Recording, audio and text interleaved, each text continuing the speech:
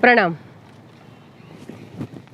आज हम इस एपिसोड में देखने वाले हैं कि हमारे जो गुरुदेव हैं वो वृक्षों को संस्कारित कैसे करते थे और वृक्षों को संस्कारित करना यानी उसमें कौन से मंत्र लिए जाते हैं, उन्हें कैसे संस्कारित किया जाता है या उन्होंने अपने गुरु से कौन सी चीज़ें सीखी हुई है कि जो वृक्ष संस्कारित करने में हमारी मदद करती है।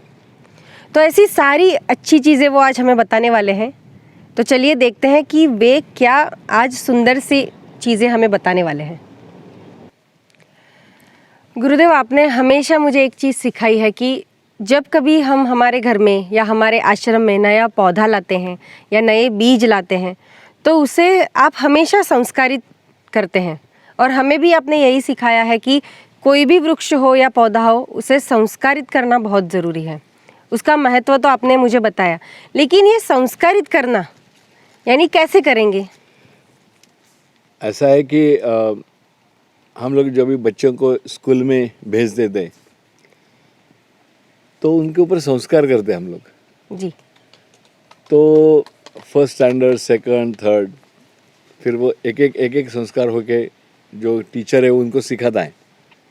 यहाँ के वृक्षों को सिखाना जरूरी है क्योंकि वृक्ष हमें बहुत साथ भी देते हैं और जो वृक्ष को सिखाया हमने उसका गुणधर्म बढ़ जाता है। अच्छा। तो ये संस्कार करने से, इनको जब भी संस्कार हम लोग करते हैं तो पहले एक बात ऐसा है कि स्टार्टिंग में अपने भारत भूमि में एक बात ऐसी है कि कोई भी शुरुआत हो अच्छी तो हम गणेश जी का पहला मंत्र स्टार्ट कर देते हैं, उनको सम्मान देते हैं।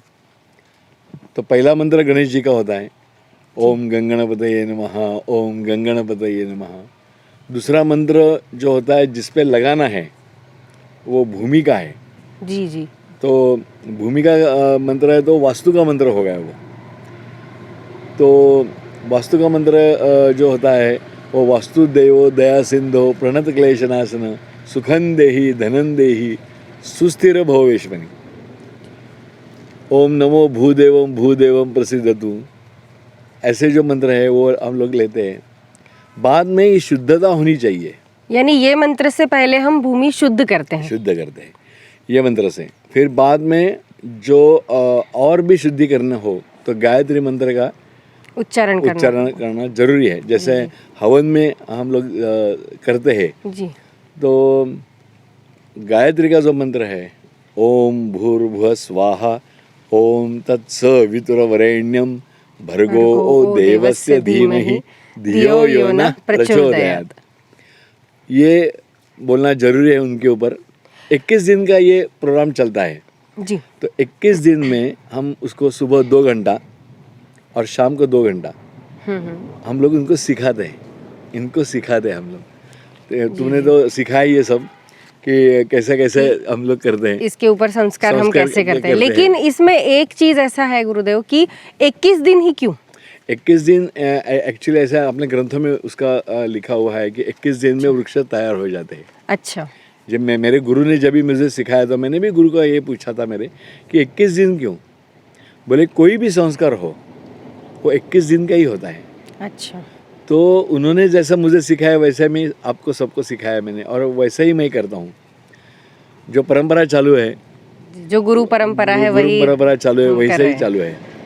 तो 21 दिन में 2 घंटा सुबह 2 घंटा शाम को हम इनको सिखाते थे। इनको सिखाते कैसे है, समझो ये वृक्ष हिमालय से वहाँ से लाया है यहाँ पे जी। तो इनको पहले सिखाना जरूरी होता है कि मैंने तुम्हें क्यों लाया है। अच्छा। कहाँ से लाया है, यहाँ का वातावरण कैसा है जी, यहाँ का जमीन कैसा है, यहाँ के लोग कैसे हैं, यहाँ के प्राणी कैसे हैं, तुम्हें यहाँ क्या मिलने वाला है, और आप वृक्षों को बोलते हैं कि आप मुझे हमें क्या देने वाले हो। अच्छा। तो इनके साथ बात करते हैं। जब भी हम लोग 21 दिन करते हैं तो 21 दिन के बाद ये पूरे तैयार हो जाते हैं जी। जब इनका हम लोग मेडिकल कर देते हैं 21 दिन के बाद, तो 21 दिन के बाद हम हवन करते हैं। हवन में वापस उनका एक 6 घंटे का संस्कार इनके ऊपर हो जाता है जी। 21 दिन तो हमारी स्कूल चलती ही रहती है, लेकिन 21 दिन के बाद हम लोग 6 घंटे के लिए इनके ऊपर एक संस्कार, अग्नि संस्कार करते हैं। यानी हम इनको डिग्री देते हैं, ऐसे बोल सकते हैं। डिग्री देते हैं। 21 दिन के बाद वो पूरा संस्कार अग्नि का जो हवन होता है, हवन में हम लोग इनको इनके बारे में शुभेच्छा सब बोलते हैं, अच्छे बात करते हैं। तो बाद में ये वृक्ष तैयार हो जाते हैं लगाने के लिए। जी तो इनमें काफ़ी फर्क पड़ता है 21 दिन में। ये 21 दिन में जब भी हम लोग मंत्र उच्चारण करते हैं तभी इनका साइज बढ़ना चालू होता है, इनका ग्लो आ जाता है अलग टाइप का, और इनका ऑरा भी होता है और ना? ऑरा भी चेंज होता है।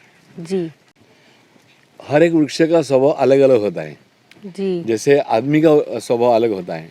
कोई आदमी बोलता है कि गुस्से वाला है, हाँ, कोई अच्छा बर्ताव करता है, कोई शरारती बच्चे होते हैं, कुछ बच्चे अलग-अलग नटखट होते Same हैं, ऐसा इनका वैसे ही वृक्ष भी होते हैं। वृक्ष का भी ऐसा ही होता है। फिर बड़े होने के बाद उनका स्वभाव और चेंज हो जाता है। अच्छा तभी सुबह ही जब भी हम लोग इनको सिखाते हैं तो 2 घंटे में हम लोग इनको सिखाते हैं कि तुम्हारा स्वभाव क्या है, तुम जी यहाँ क्यों लाए हो, किस लिए लाए हो, आपका उपयोग क्या है, आप हमें क्या देने वाले हो, हम आपको क्या देने वाले हैं। और ये सब इनको 21 दिन में हम लोग सिखाते हैं तो वृक्ष सीख जाते हैं। फिर इनका जो बर्ताव है वो थोड़ा बड़ा होने के बाद, यानी कि इनको जब भी मैच्योरिटी आ जाएगी ये वृक्षों को, 18 साल के ये वृक्ष हो जाएंगे, तभी ये वृक्ष आपके साथ खास बात कर देंगे।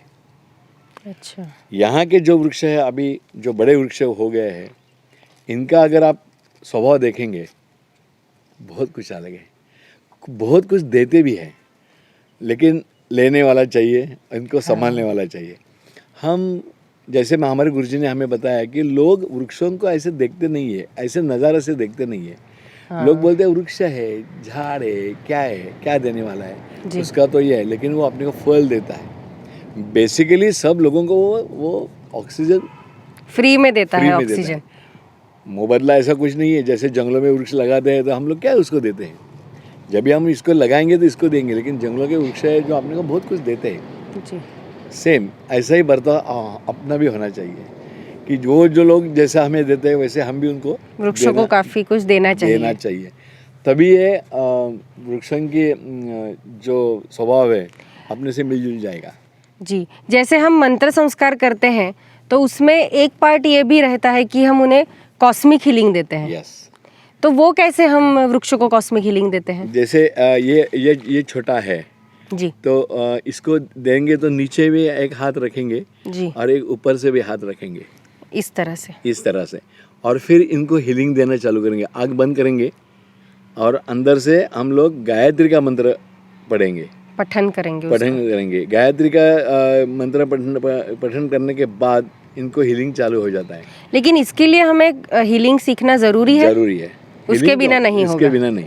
फिर बाद अच्छा। में इसको धन्वंतरी का जो मंत्र है अच्छा, वो इनको सिखाना जरूरी है। इसको हीलिंग देते समय भी हमें मंत्र उच्चार करने हैं, करना चाहिए। उनका और पठन भी करना है। हवन में भी हमें करना है। हवन में भी तो हम लोग मंत्र करते हैं, इनको भी साथ रखते हैं अग्नि के बाजू में। हाँ, हवन के समय तो वृक्ष हमारे साथ रहते रहते ही है। और फिर हम मंत्र पठन मंत्र करते पठन करते हैं। हैं। वैसे ओंकार भी हम वृक्षों को सिखाते हैं। कई वृक्षों को ओंकार अच्छा लगता है, सभी वृक्षों को नहीं अच्छा लगता। हर एक वृक्ष का स्वभाव अलग अलग है। जी कई वृक्ष ऐसे है कि आप अगर शिट्टी बजाएंगे तो उनको अच्छा लगेगा। अच्छा अगर बांसुरी आप बजाएंगे तो उसको अच्छा लगेगा। अच्छा आप तबला बजाएंगे तो उसको अच्छा लगेगा, संतूर बजाएंगे तो उसको अच्छा लगेगा। लेकिन हर एक का स्वभाव अलग अलग है। जी हर एक वृक्ष आपकी बात सुनेगा नहीं। जी इनको पहले प्रिपेयर करना, मेंटली बोलते हैं कि प्रिपेयर करना, लेकिन इसको बोलते हैं कि भेजा नहीं है, मेंदू नहीं है। लेकिन इनको सेंसर्स है, जी इनमें सेंसर्स है थाउजेंड्स में, वो कैच करते सब, और इनका स्वभाव अपने जैसा हो जाता है। तो ये होने के लिए हमें इनके साथ रहना जरूरी है, और इसके लिए मंत्र संस्कार जरूरी है। और दूसरी बात यह है कि इनको श्योरिटी आनी चाहिए जी और हाँ, सिक्योरिटी होना चाहिए। वो आप हमेशा कहते हैं कि वृक्षों को सिक्योरिटी और श्योरिटी चाहिए, तो ही वृक्ष हमारा साथ साथ देंगे। देता है और साथ देंगे भी। यहाँ के जो जितने सब वृक्ष है वो पूरे संस्कारित है। कभी कभी मैं गर्व से कहता हूँ कि हमारे ये आश्रम में जितने वृक्ष है सब एजुकेटेड है। सारे वृक्ष संस्कारित हैं, ऐसा हमारे गुरुदेव हमेशा गर्व से कहते हैं, और हमें भी वही सिखाते हैं कि वृक्षों को संस्कारित कैसे करते हैं। अभी आपने भी देखा कि हम वृक्षों को कैसे संस्कारित करने वाले हैं, कौन से मंत्र हम बोलने वाले हैं, कैसे हम कॉस्मिक हीलिंग उनको देते हैं, कैसे ओंकार नाद हम उनको सुनाते हैं, कैसे संगीत पसंद है वृक्षों को। तो ये सारी चीज़ें उन्होंने हमें बहुत अच्छी तरीके से यहाँ पे सिखाई है। आप लोगों को भी पता चला होगा कि अगर आप अपने घर में वृक्ष लाएंगे तो उसे संस्कारित कैसे करने हैं। तो अगले एपिसोड में आप देखने वाले हैं कि हमारे गुरुदेव और हम वृक्षों को साथ में लेके कैसे मंत्र पठन करते हैं, कौन से मंत्र कैसे उसका उच्चारण करना है, कौन से वृक्ष को हम लेके बैठने वाले हैं। ये सारी चीज़ें आपको अगले एपिसोड में देखने के लिए मिलने वाली है, जो आप अपने घरों में भी कर सकेंगे। तो तब तक हमारे इस चैनल को सब्सक्राइब कीजिए, वीडियो को लाइक और शेयर कीजिए। अगर कुछ पूछना चाहते हैं या बात भी करना चाहते हैं तो कमेंट बॉक्स में ज़रूर लिखिएगा। तब तक के लिए धन्यवाद।